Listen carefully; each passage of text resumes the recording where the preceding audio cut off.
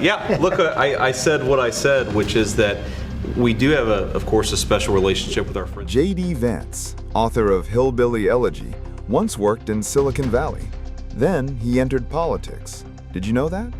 Many know him as a politician and strong cultural commentator. However, few realize he once worked in venture capital with tech elites. How did a kid from a tough Ohio town become a U.S. Senator? He started in the Marines, then went to Yale Law School. After that, he mingled with billionaires before reaching the Senate. His journey is anything but ordinary. Let's dive into JD Vance's surprising life and career. Soviet-era words like misinformation and disinformation, who simply don't like the idea that somebody... JD Vance, born James Donald Bowman, arrived in Middletown, Ohio on August 2, 1984. His parents are Beverly Carroll Vance and Donald Ray Bowman. His parents' marriage didn't last long. They divorced when he was just a toddler. After the split, Donald, his father, left. This left Beverly to raise JD and his older half-sister Lindsay. Lindsay was born when Beverly was 19. Life wasn't easy for the family. Beverly was a trained nurse, but she struggled with drug addiction. This caused chaos in their home. JD faced tough times, so he was raised mainly by his grandparents, James and Bonnie Vance. They called him Papa and Mama. They moved from Kentucky to Ohio for work. This change gave him stability before JD was born. His grandparents became the bedrock of his early life, shaping him in ways he'd later write about in Hillbilly Elegy. Meanwhile, Donald Bowman drifted out of JD's childhood. They reconnected when JD became a teenager. I can't bring it up again without thinking about the terrible victims who had a beautiful winter day in Munich ruined. JD Vance's early career kicked off after a childhood that wasn't exactly a straight shot to success.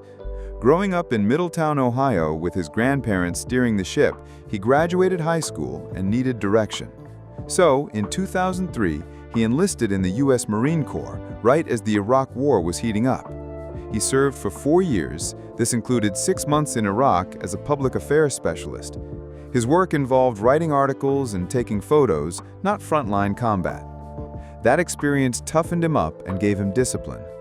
In 2007, he was discharged and went to Ohio State University. There, he earned a degree in political science and philosophy.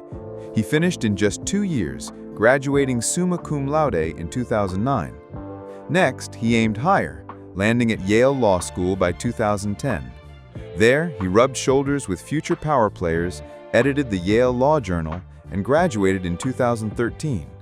Fresh out of law school, he clerked for a federal judge in Kentucky, then jumped into corporate law at a big firm in Ohio.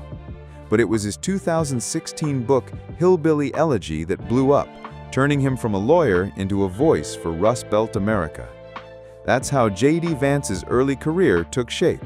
Military service, elite education, and a breakout moment that put him on the map. JD Vance's political journey is a wild ride from outsider to insider, packed with twists that show both ambition and adaptation. His early life, detailed in Hillbilly Elegy, was tough, marked by his mom's addiction and his grandparents stepping in to raise him. That story hit the mainstream in 2016, just as Donald Trump's campaign was shaking things up. Back then, Vance was no Trump fan. He called Trump cultural heroin in The Atlantic. He also compared him to Hitler in private. He aims to be a voice for Rust Belt struggles, but does not adopt Trump's style. Fast forward a few years, and Vance's tune changed. By 2021, he was cozying up to Trump, meeting him and leaning on his endorsement to win Ohio's Senate seat in 2022. It wasn't a landslide. He rode Gov. Mike DeWine's coattails to a 6-point victory over Democrat Tim Ryan, but it got him in the door. From 2023 to 2025, he served as a senator. He took a populist approach. He opposed aid to Ukraine. He supported a border wall. Also, he worked with Democrat Sheridan Brown on rail safety after the East Palestine derailment. His isolationist bent and focus on working-class issues mirrored Trump's America First vibe. Then came the big leap. In July 2024, Trump tapped Vance as his VP running mate. Critics called it opportunism, flipping from Never Trump to MAGA loyalist, but Vance owned it, saying he'd misjudged Trump's results. By November, Trump won, and on January 20, 2025, Vance was sworn in as the 50th U.S. Vice President at age 40, one of the youngest ever. He's next in line to a 78-year-old president. He balances a ceremonial role with a strong social media presence, often responding to critics and supporting Trump's agenda. JD Vance's political views have stirred plenty of pots, blending populism with takes that make people squirm. As Ohio's senator since 2023 and now vice president in 2025, he's carved out a lane that's both Trump-aligned and uniquely his own. One biggie?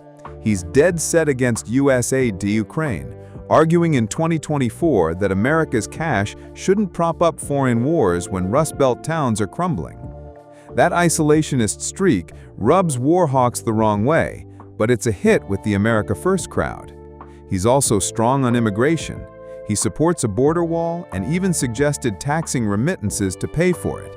He argues that illegal migration hurts working-class wages. Critics call it harsh. Supporters say it's practical. Vance has also waded into culture wars with gusto. In 2021, he griped about childless cat ladies running the country, slamming progressive elites as out of touch with family values. It was a jab at figures like Kamala Harris, and it blew up. Some laughed, others fumed, calling it sexist. He doubled down, saying he was spotlighting a real cultural divide. On abortion, he shifted from pro-life hardliner to a softer let states decide stance by 2024, dodging a national ban to keep Trump's coalition broad. Economic views get dicey too. He's backed tariffs to boost U.S. jobs, but teamed with Democrat Sheridan Brown on rail safety after Ohio's 2023 train wreck, showing he'll cross lines when it suits his base. JD Vance's journey has been anything but smooth. He's faced setbacks, criticism, and moments where his future seemed uncertain. One of his earliest challenges was his chaotic upbringing. With his mother battling addiction and his home life unstable, he could have easily fallen into the same cycle. But with the support of his grandmother Mama and his own determination, he found a way out. First through the Marines, then college, and eventually Yale Law School. His political career also came with hurdles. When he first entered the public eye, he was critical of Donald Trump, calling him dangerous for the country. But by the time he ran for Senate, he had changed his stance, fully embracing Trump's populist message.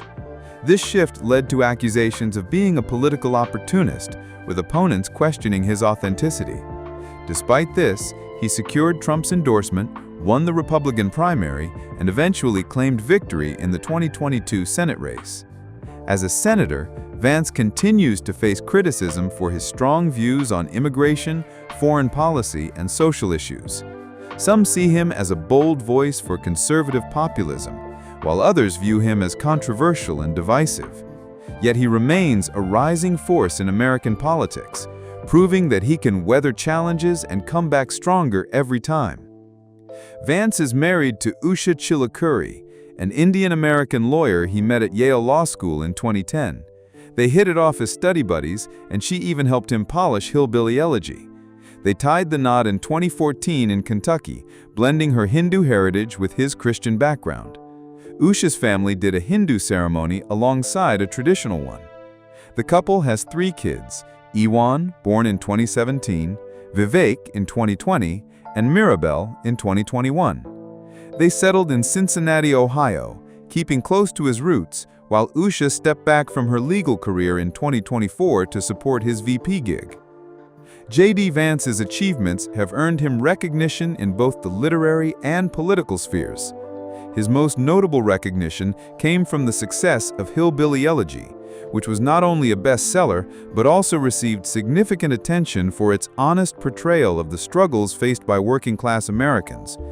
The book earned him numerous accolades, including being named one of the New York Times Best Books of 2016. The success of the book also led to his appearances on several prestigious platforms, including major news outlets and talk shows, where he was praised for his insights on American society and class divides. JD Vance's net worth in 2025 is estimated to be around $10 million, though figures can vary slightly depending on the source. His 2016 memoir, Hillbilly Elegy, was a major cash cow, selling nearly 2 million copies by mid-2024 and earning him royalties like $55,000 in 2023 and $121,000 in 2022. The book's success, plus a Netflix film deal, gave him a solid financial boost.